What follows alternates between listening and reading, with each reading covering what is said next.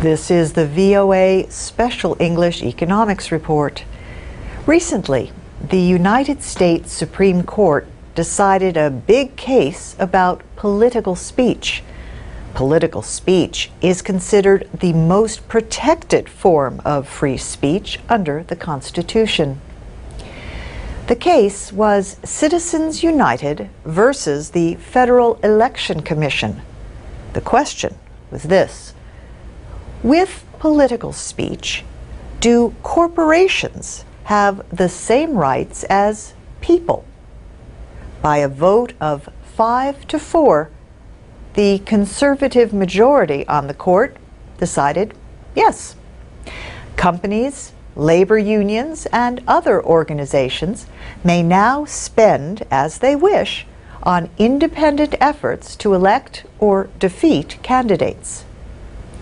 The ruling is based on the idea in the United States and many other countries that a corporation is a legal person. Historian Jeff Sklansky says a slow shift to personhood for American companies began with a Supreme Court ruling in 1819.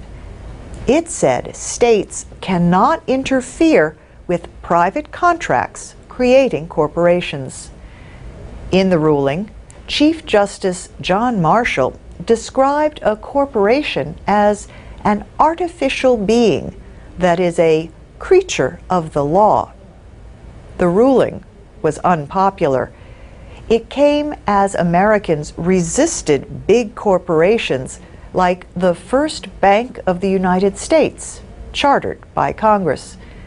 Some states passed laws permitting themselves to change or even cancel corporate charters. After the Civil War in the 1860s, the 14th Amendment was added to the Constitution. It provides that no state may deprive any person of life, liberty, or property without due process of law. If a corporation is legally a person, then states cannot limit corporate rights without due process of law either. At first, corporations were not fully recognized as persons, but Jeff Sklansky at Oregon State University says that changed.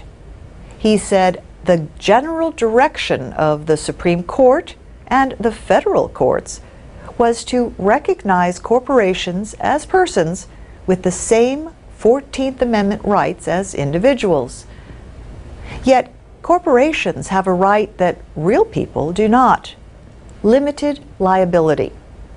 For example, a corporation can face civil or criminal fines, and individual lawbreakers can go to jail.